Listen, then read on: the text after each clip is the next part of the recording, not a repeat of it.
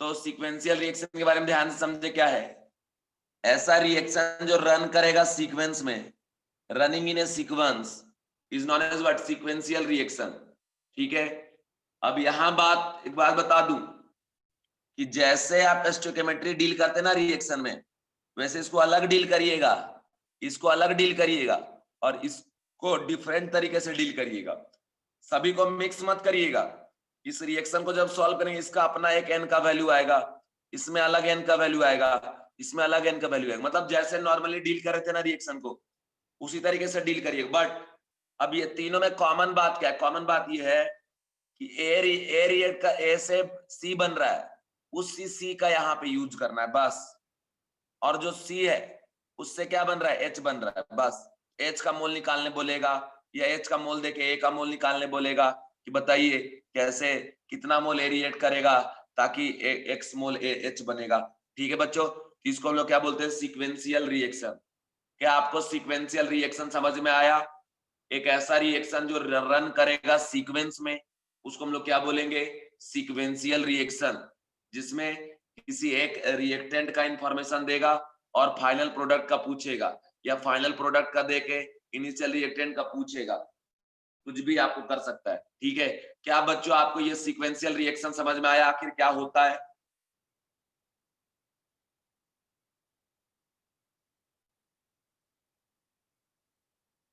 Give me answer please.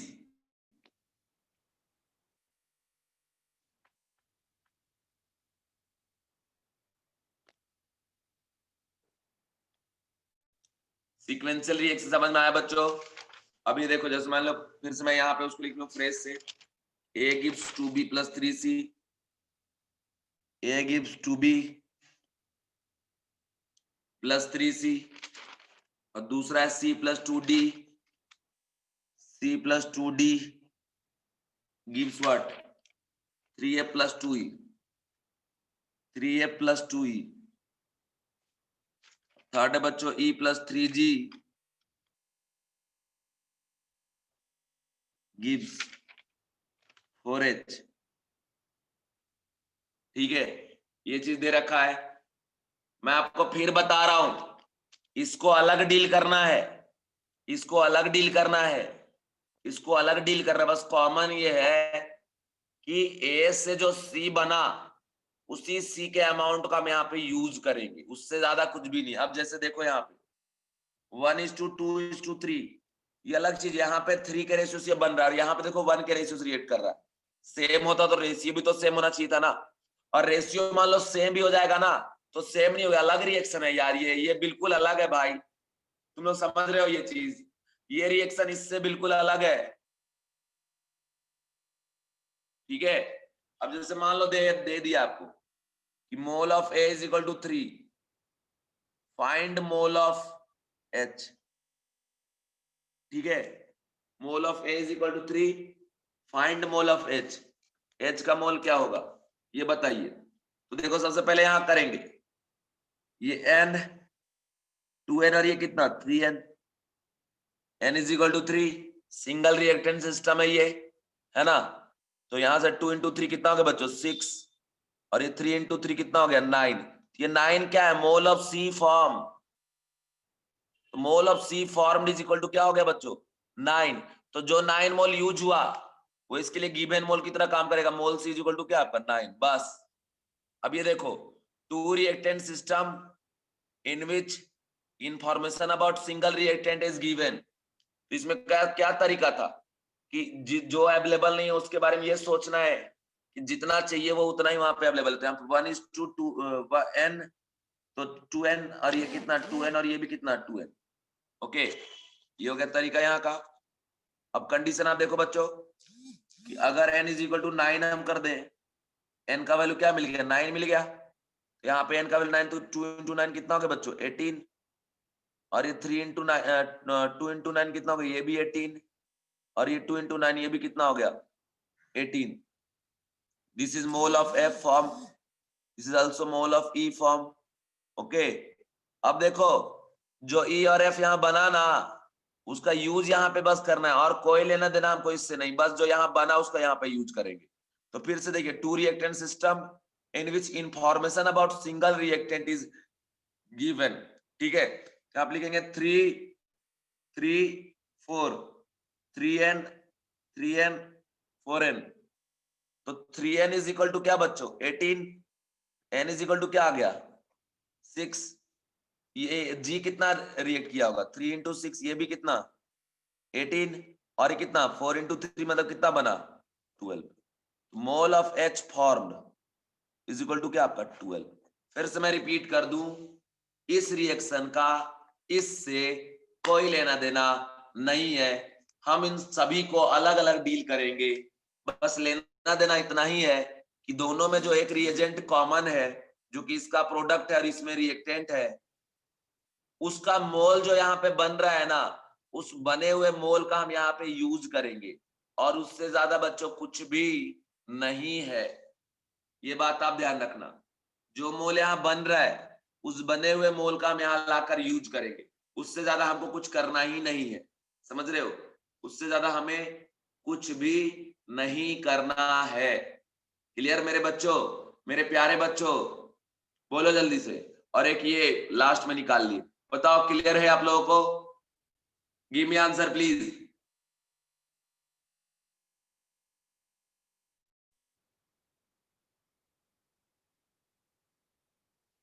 सारे बच्चे reply कर दो यार, कितने मेहनत से आपको बता रहा हूं, बताओ, बिना फांकी मारे बता रहा हूं एकदम एनर्जी से। इसके बाद देखो नेक्स्ट क्वेश्चन और है, इस क्वेश्चन को आप सॉल्व करिएगा, है ना। 2a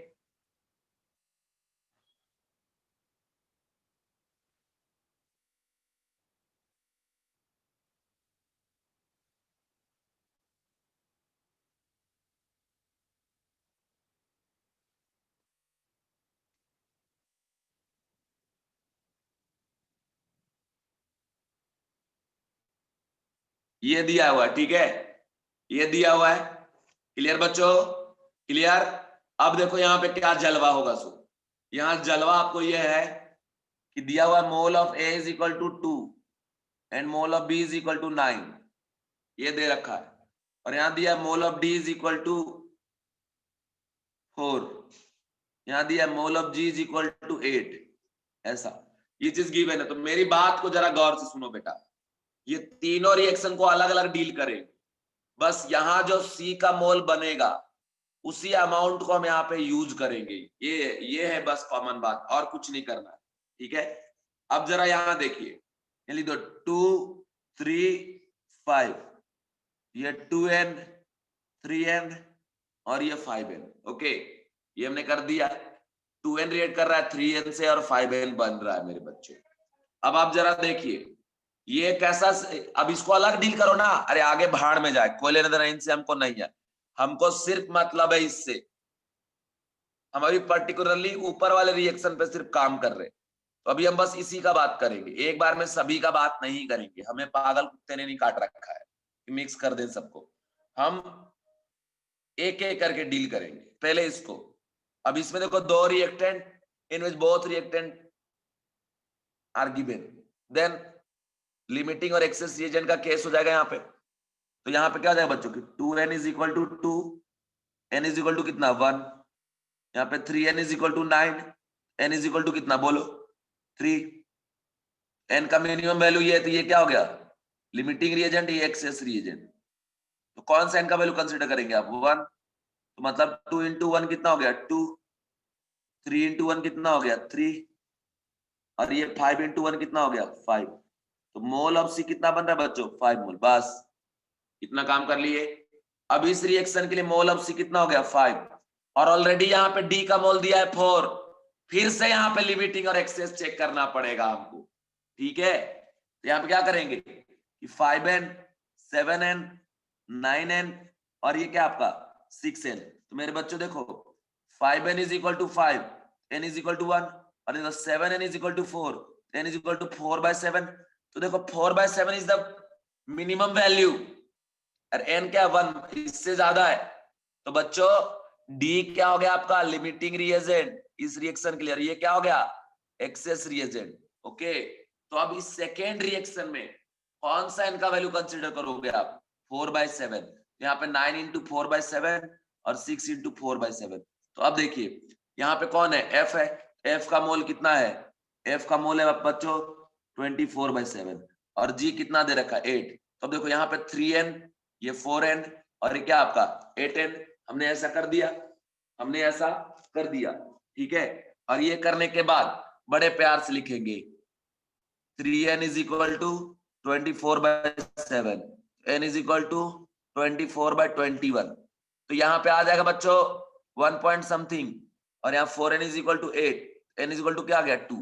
तो बताइए ये मिनिमम वैल्यू दे रहा है, this is what limiting reagent and this is what excess reagent. So हम कौन से n का वैल्यू कंसीडर करेंगे, ये वाला 24/21। तो बच्चों मोल ऑफ H जो है कितना बन रहा है 8 इंटू 24/21। देखिए एक बार, इस बार सभी बच्चे रिप्लाई करना बच्चों please, 8 into 24/21 mole of H formed. तो ये इस तरीके का भी प्रॉब्लम है।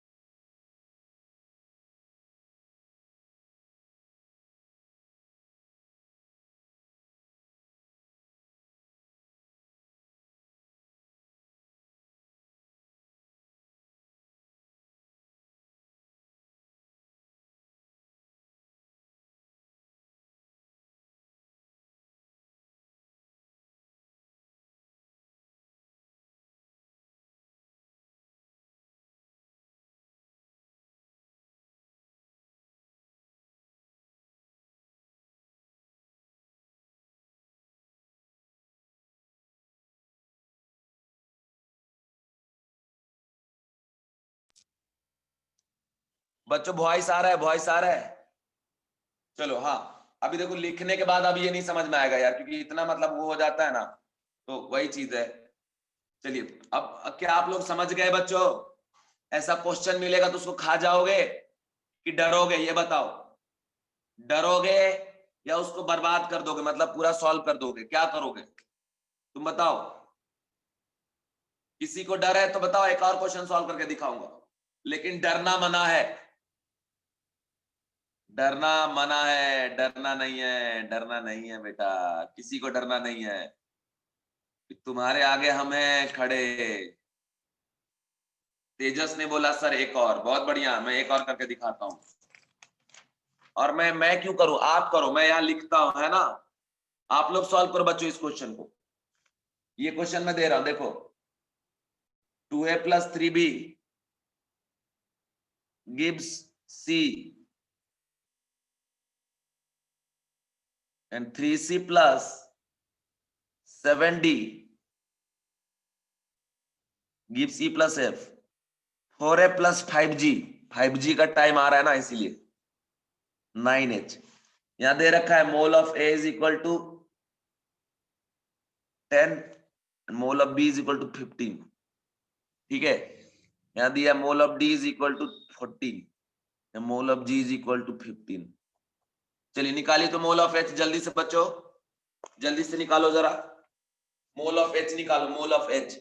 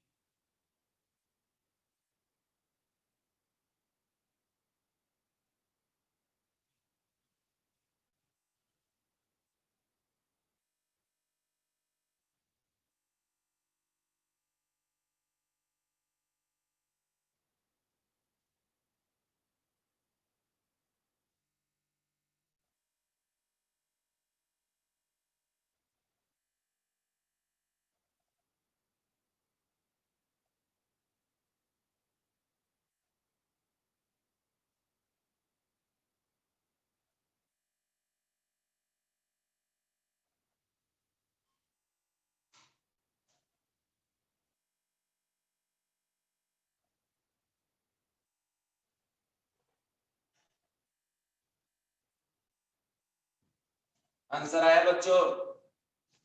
आंसर आया? आंसर सेंड करिए जल्दी से, आंसर सेंड करो मैथिली।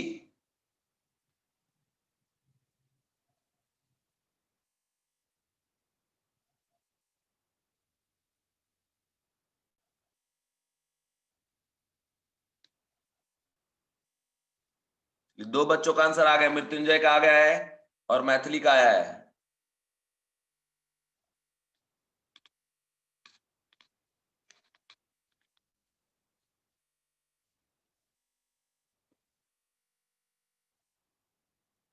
चलिए मैं कैलकुलेट करता हूं, देखो ध्यान से देखो, 2n 3n और ये क्या आपका n, ठीक है। निहारिका का भी आ गया।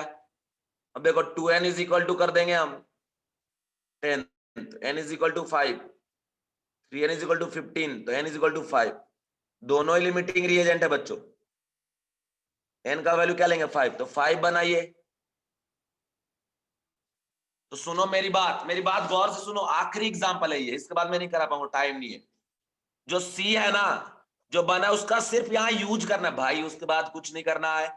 इस रिएक्शन से इसका कोई लेना देना दूर दूर तक नहीं है, ठीक है। अब यहां मोल ऑफ सी बस लिख दो क्या 5, बस बस इतना ही काम था। अब देखो 3n 7n n और ये n, ठीक है। तो ये 3n is equal to 5, n is equal to क्या आपका 5/3, 7n is equal to 14, n is equal to क्या 2, ठीक है। तो 5/3 1 point something, n is equal to 2 2, तो ये क्या हो गया बच्चों लिमिटिंग रिएजेंट। सो इस n के वैल्यू को हम कंसीडर करेंगे जो मिनिमम है। ये कितना हो गया 5/3 और ये कितना हो गया 5/3। तो अब यहां देखो, ये 5/3 हो गया मोल किसका f का, 4n है ना, 5n और ये 9n। अब देखो फिर से बच्चों 4n is equal to 5/3, n is equal to क्या हो गया 5/12, और इधर से 5n इज इक्वल टू कितना दे रखा है 15, n इज इक्वल टू कितना हो गया 3। तो देखिए 5/12 1 से कम और ये 3 है, this is minimum value. So f is what limiting reagent in this reaction and this is what excess reagent। अब ये कितना बनेगा, तो 9 into 5/12, 3 3s are 4 3s are 15/4, 15/4 बहुत सारे बच्चों का आया होगा, जिनका भी आया उनका राइट है आंसर। चलिए यहां पे ये कहानी फिनिश होता है। इस टाइप के क्वेश्चन कहीं मिले तो उसको सॉल्व कर लीजिएगा। बहुत बढ़िया बच्चों, बहुत बढ़िया, ठीक है। अब सुनो, अब जो मैं आपको पढ़ाने जा रहा हूं वो मोल कंसेप्ट का सबसे टफेस्ट टॉपिक काउंट किया जाता है। एक्चुअली बच्चों को इसका कंसेप्ट ही समझ में नहीं आता है। नाम है पीओएसी, POAC। सबसे पहले आप लोग में से ये बता दीजिए कि किस किस को पीओएसी नहीं आता। जिसको नहीं आता वो नो लिख के सेंड करो जल्दी से, पहले ये तो पता चले कि किस किस को पीओएसी नहीं आता, उस हिसाब से मैं बताऊंगा। जल्दी बोलो, सारे बच्चे रिप्लाई करो।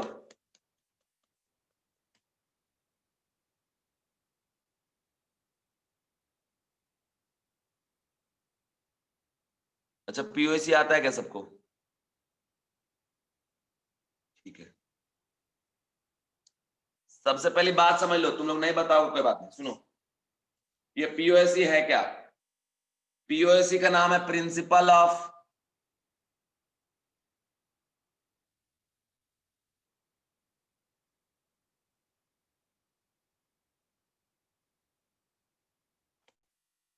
Atomic conservation. देखो एक चुटकी बजाऊंगा और समझा दूंगा, कोई दिक्कत ही नहीं, बहुत आसान है।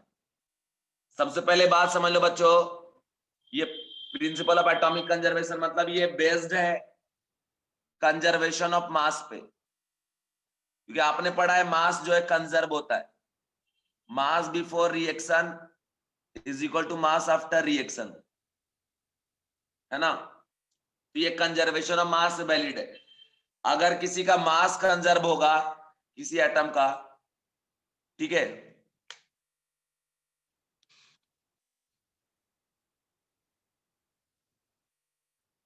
अभी सही हुआ क्या सुबोध, कैमरा सही हुआ अभी,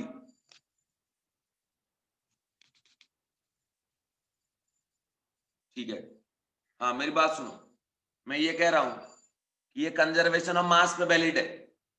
सबसे पहली बात सुन लो कि मास कंजर्व मतलब mass before reaction equal to mass after reaction. अगर मास कंजर्व है तो मास कंजर्व रहेगा तो एटम भी कंजर्व होगा, मतलब कुल मिला के कंजर्वेशन ऑफ एटम पे ये बात वैलिड है, क्योंकि ना तो हम किसी को क्रिएट करते हैं ना डिस्ट्रॉय करते हैं।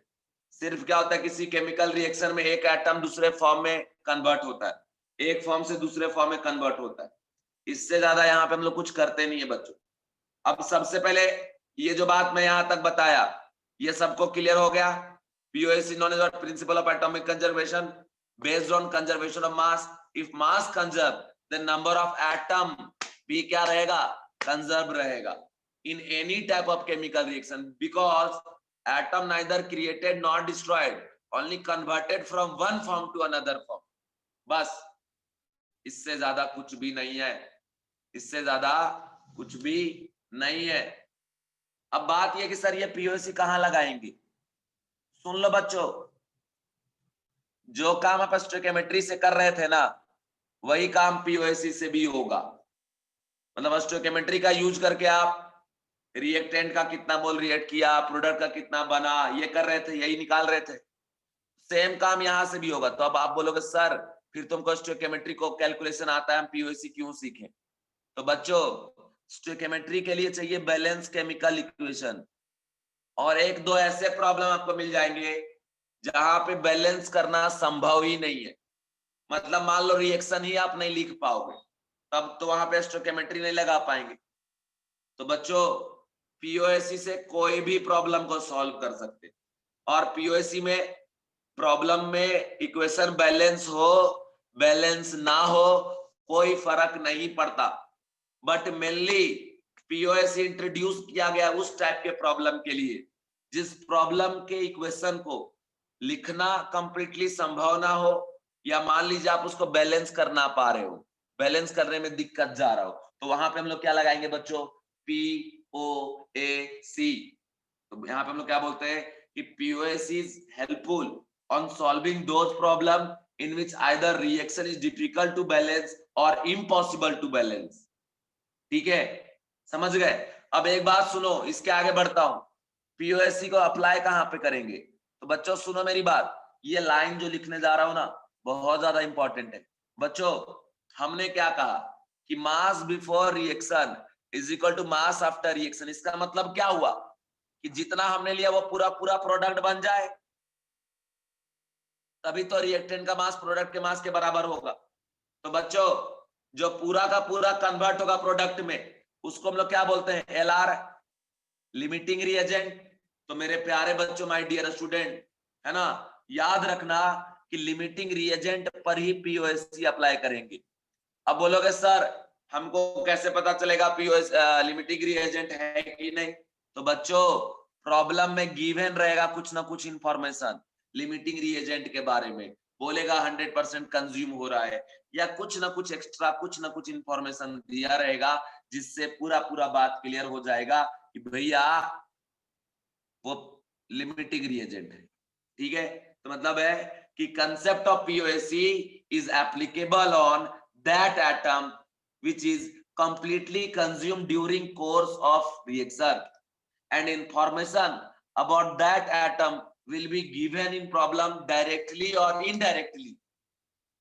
ओके, तो ये सारा कंडीशन आपका डायरेक्टली गिवन रहेगा या इनडायरेक्टली गिवन रहेगा POC का कंसेप्ट, माय डियर स्टूडेंट।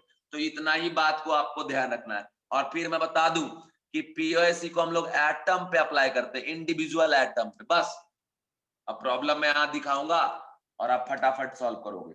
अब यहाँ पे कुल मिलाकर 3 इंपॉर्टेंट पॉइंट क्या हुआ, एक आ गया यहाँ पे law of COM, conservation of mass, दूसरा आ गया atom neither created not destroyed, है ना। तो यहां पे हम लोग करते हैं कि atom on each side that is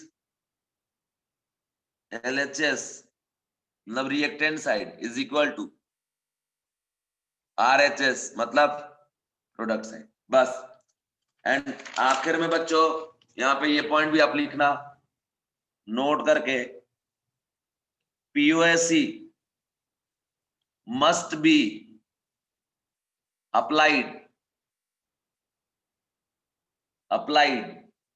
only on LR, limiting reagent, only on LR, that is what, limiting reagent. तो बच्चों यहां तक क्लियर है? क्या मैं आगे बढ़ूं? देखो आप बोलोगे सर बढ़ो, तो बढ़ूंगा, नहीं तो फिर से समझाऊंगा, तब तक समझाऊंगा जब तक आप समझ ना जाओ। जल्दी बताओ, समझ गए बच्चों? प्लीज रिप्लाई करिए बच्चों। ठीक है, अब देखो हम आगे बढ़ते हैं और एक प्रॉब्लम आपके सामने लेकर आते हैं, है ना। जैसे यहां बोल रहा है कि H2S प्लस NO, नहीं HNO3, H2S plus HNO3 gives NO plus S plus H2। देखिए बैलेंस नहीं है, 2 हाइड्रोजन 3 हाइड्रोजन, इधर देख रहे हैं 2 हाइड्रोजन, एक sulphur sulphur, nitrogen 1 nitrogen 1, oxygen 2, यहाँ पे 3, तो ये बैलेंस नहीं है। अब यहाँ पे POSE अप्लाई करेंगे बच्चों। अब देखिए POSE अप्लाई करना पड़ेगा किसके ऊपर? एटम। तो सबसे पहले देखो कौन कौन सा एटम वो यहाँ लिख लो। एटम है हाइड्रोजन, सल्फर, नाइट्रोजन, ऑक्सीजन। ठीक है, कुछ इंफॉर्मेशन नहीं दिया, मतलब दोनों दोनों लिमिटिंग रिएजेंट है। ठीक है, अब मेरी बात को सुनिए, सीधा बात याद रखिएगा कि एटम जो है बोथ साइड का इक्वल होता है। Atom on LHS is equal to atom on RHS। ठीक है, समझ गए? जैसे हमने यहाँ लिखा था ना कि atom of each side that is LHS is equal to क्या? RHS। यही करना है। अब मेरी बात को जरा गौर से सुनिए बच्चों, आप किस पे POSE अप्लाई कर रहे हो उसका नाम लिखो।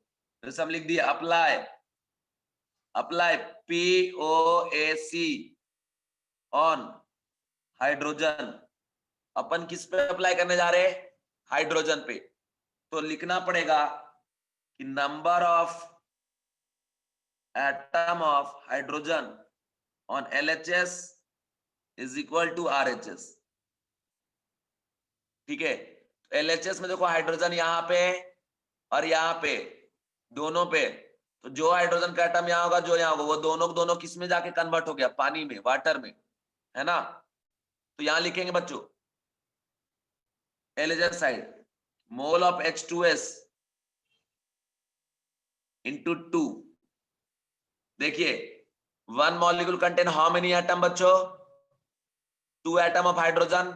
Okay, 1 molecule contain 2 atom of hydrogen, then Na molecule contain how many hydrogen atom? 2Na। Na molecule मतलब कितना मोल बच्चों? 1 मोल। 2Na मतलब कितना मोल एटम बच्चों? 2 मोल। मतलब 1 मोल H2S में 2 मोल होगा हाइड्रोजन का। तो Na अगर n मोल लेंगे तो कितना मोल हो जाएगा? 2n मोल। कौन? हाइड्रोजन। तो वही चीज यहाँ पे कर रहे कि मोल ऑफ H2S इंटू 2 और प्लस, अब देखिए HNO3 में कितना हाइड्रोजन है बच्चों? 1। इसलिए क्या करेंगे? मोल ऑफ HNO3 इंटू 1, क्योंकि जितना HNO3 का मोल लेंगे उतना ही मोल वहां एग्जिस्ट करे किसका? हाइड्रोजन का भी, क्योंकि एक मॉलिक्यूल पे एक, Na मॉलिक्यूल पे Na मॉलिक्यूल मतलब 1 मोल, 1 मोल पे 1 मोल हाइड्रोजन एटम। तो बच्चों n मोल HNO3 पे n मोल क्या होगा? Hydrogen atom. तो बच्चों हमने यहाँ पे लिख दिया किसका मोल? हाइड्रोजन एटम का। किसके साइड? रिएक्टेंट के साइड। क्लियर है बच्चों? यहां तक किसी को प्रॉब्लम है? बताते जाओ जल्दी से।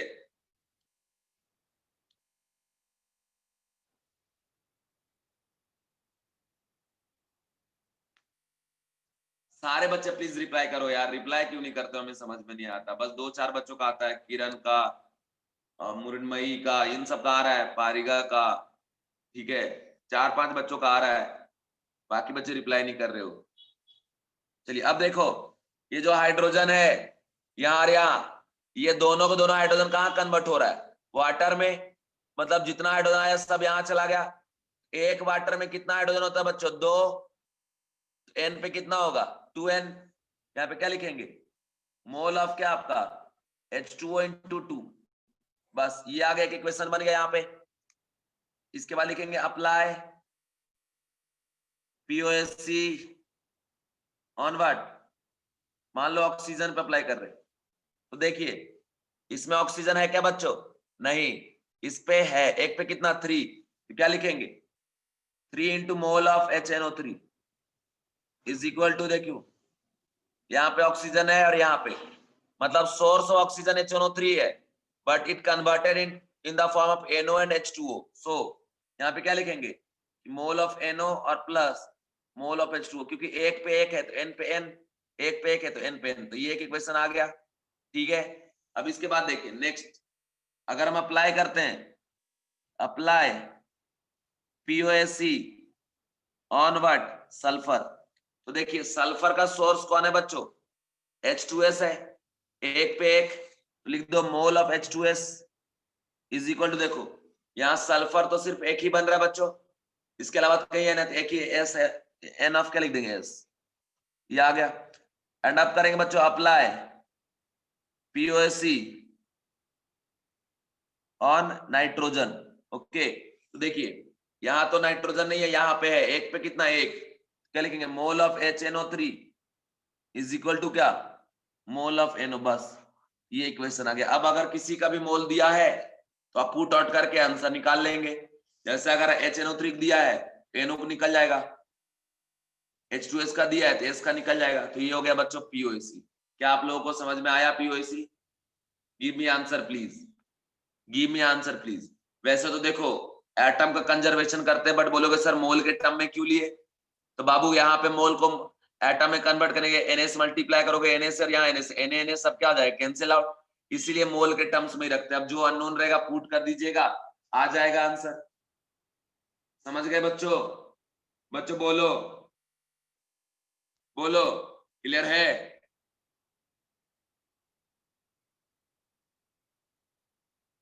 ठीक है, देखो एक प्रॉब्लम सॉल्व करके बताता हूं. जैसे मान लो कि कैल्शियम जो है ऑक्सीजन से कंबाइन करके CO बना रहा है, कैल्शियम ऑक्साइड. देखो इसको बैलेंस करके लाएंगे तो स्टोइकियोमेट्री लगा के सॉल्व कर देंगे, वो अलग चीज हुआ. हमको POSC अप्लाई करना है, बैलेंस बैलेंस मत करो. यहाँ दे रखा है कि mole of calcium is equal to, mole of calcium is equal to, या ऐसा दिया है weight of calcium is equal to 1 gram. ठीक है, तो अब देखो हम यहाँ पे अप्लाई करते हैं, अप्लाई POSC. यहाँ बोल रहा है कि बताइए CaO कितना बन रहा है, ठीक है, और ऑक्सीजन कितना रिक्वायर्ड है. ठीक है, दोनों लिमिटिंग है, तो हम अप्लाई कर रहे हैं POSC किस पे, कैल्शियम पे. तो क्या लिखेंगे बच्चों कि mole of Ca is equal to क्या आपका मोल ऑफ CaO, क्योंकि यहां भी एक है यहां भी एक ही है, इसीलिए इसका मोल कितना जाएगा 1/40, क्योंकि गिवन मोलर मास, पुट कर देंगे 1/40 इज इक्वल टू क्या आपका मोल ऑफ CaO. तो CaO का मोल आ गया. और अब इसके हेल्प से हम लोग O2 का निकालेंगे. कैसे बच्चों, 1 मॉलिक्यूल कंटेन 2 एटम, और यहाँ पे 1 पे 1, तो क्या लिखेंगे 2 times mole of O2 is equal to क्या आपका मोल ऑफ CaO. अब CaO का मोल कितना है 1/40 is equal to 2 times N of O2. यहाँ से क्या हो गया mole of O2 equal to 1/80. समझे बच्चों, O2 का भी मोल आ गया 1/80, और कैल्शियम ऑक्साइड का भी आ गया क्या आपका 1/40. तो ये आ गया बाय यूजिंग क्या आपका POSC. ठीक है, अब अगर इसी प्रॉब्लम को हम चाहें स्टोइकियोमेट्री लगा के सॉल्व करना, इसको कर सकते हैं, क्योंकि ये बैलेंस होना संभव है. यहाँ पे देखो इसको 2 से मल्टीप्लाई कर दो, यहाँ 2 कर दो, बैलेंस हो गया 2n n, और ये क्या आपका 2n. अगर आप करते हैं 2n is equal to 1/40, n is equal to क्या होगा 1/80, ये क्या हो गया 1/80, और ये क्या हो गया 2 इंटू 1/80 मतलब क्या आपका 1/40. तो देखिए 1/40 ये CO बन रहा है 1/40, और O2 बन रहा है क्या आपका 1/80. तो वही चीज यहाँ भी आ रहा है, कुछ अलग नहीं आएगा, बहुत आसान होता है. POSC सबसे इजी टॉपिक है. देखो एक और देता हूं, आप सॉल्व करोगे या मैं करूं, बताओ, आपको मन है सॉल्व करने का या मैं करूं?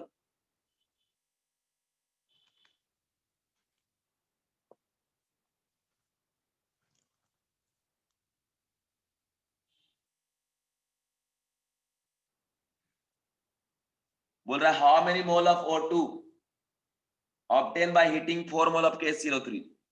KClO3 को हीट अगर करेंगे KCl बनेगा और O2 बनेगा. बैलेंस मत करो, POSC अप्लाई करके लाते हैं. देखिए पहले करेंगे अप्लाई POSC ऑन पोटासियम. यहाँ पे एक है तो mole of KClO3 is equal to mole of KCl, क्योंकि एक पे एक है यहां भी। फिर apply POSC on chlorine, chlorine यहां भी तो क्या हो गया, mole of KClO3 is equal to mole of KCl। अभी भी वही चीज आया, कुछ अलग तो आया नहीं। Apply POSC on oxygen, 3 times mole of KClO3, एक पे 3 है, is equal to mole of 2 times क्या आपका O2। बस अब देखो हमारे पास दिया हुआ है mole of KClO3 is equal to 4, तो पुट कर दो ना भाई। ये अगर 4 पुट कर देंगे, KCl का भी मोल कितना आ गया, 4 आ गया। अब ये अगर यहाँ पे 4 पुट कर देंगे, into 3 divide by 2 equal to mole of क्या आपका O2, कितना आ गया, 6 मोल आ गया किसका। तो ये हो गया बच्चों POSC। ठीक है बच्चों, बच्चों बोलो। एक लास्ट एग्जांपल, बाय मत बोलो यार, पढ़ाना है मुझे यार, पढ़ाना है मुझे। और अभी AB प्लस A2B3, क्वेश्चन लिख लो, इसको सॉल्व करना है, इस पे अप्लाई करना POSC। A3B4C एंड C5B4, ठीक है। अभी यहाँ पे अप्लाई करते हैं अगर POSC किस पे,